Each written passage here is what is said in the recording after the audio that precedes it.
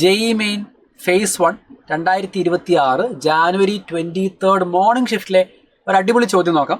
വളരെ ഈസി ആയിട്ട് സോൾവ് ചെയ്യാൻ പറ്റുന്ന ഒരു ചോദ്യമാണ്. നോക്കിക്കേ, from A to D 4 cyclic structures വന്നിട്ടുണ്ട്. Which will not react with Tollens reagent. Tollens റിയേജൻറ്റുമായിട്ട് റിയാക്ട് ചെയ്യാത്ത ആളെന്ന് പറഞ്ഞാൽ അതൊരു നോൺ റെഡ്യൂസിങ് ഷുഗറാണ്.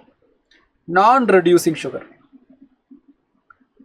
ടോളറൻസ് റിയേജൻറ്റായിട്ട് റിയാക്ട് ചെയ്താൽ റെഡ്യൂസിങ് ഷുഗർ, ഇല്ലെങ്കിൽ നോൺ റെഡ്യൂസിങ് ഷുഗർ. അപ്പോൾ നമ്മുടെ ചാപ്റ്റർ ബയോമോളിക്യൂളാണ്. അതിനകത്ത് റെഡ്യൂസിങ് നോൺ റെഡ്യൂസിങ് ഷുഗറിൻ്റെ ആ ഒരു കോൺസെപ്റ്റാണ് ഇവിടെ നമ്മൾ ടെസ്റ്റ് ചെയ്യുന്നത്. ഇവിടെ നമുക്ക് പറയാൻ പറ്റുക, നോക്കുക, നമുക്കിവിടെ ചെക്ക് ചെയ്യേണ്ട കാർബൺ എന്ന് പറയുന്നത് അസറ്റാൽ അല്ലെങ്കിൽ ഹെമി അസറ്റാൽ കാർബണായിട്ട് നോക്കുക. നമുക്ക് ഇവിടെ ഒരു OH ഗ്രൂപ്പാണ്. That means this is a hemiacetal. Hemiacetal.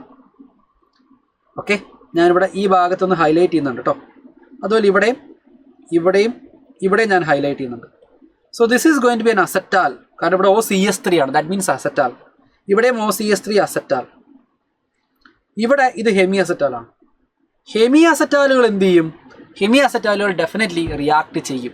Hemi അസറ്റാലുകൾ react ചെയ്യും. ആരുമായിട്ട്? ടോളറൻസ് റിയേജൻറ്റുമായിട്ട്. അസറ്റാലുകൾ റിയാക്ട് ചെയ്യുമോ? ഇല്ല. അപ്പോൾ ഇവിടെ റിയാക്ട് ചെയ്യാത്തത്, വിൽ നോട്ട് റിയാക്ട് എന്ന് പറയുന്നത് അസറ്റാലായിരിക്കും. അസറ്റാൽസ് വിൽ നോട്ട് റിയാക്ട്.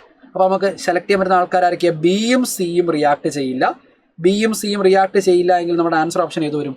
4 വരും. സ്ട്രക്ചർ ഒന്നും കണ്ട് പേടിക്കേണ്ട ആവശ്യമില്ല. അസറ്റാൽ റിയാക്ട് ചെയ്യില്ല. ഹെമി അസറ്റാൽ മാത്രമേ ഒരു മൈൽഡ് ഓക്സിഡൈസിങ് ഏജന്റ് ആയിട്ടുള്ള ടോളറൻസ് റിയേജന്റുമായി റിയാക്ട് ചെയ്യൂ എന്നാലോചിച്ചാൽ ആൻസറായി.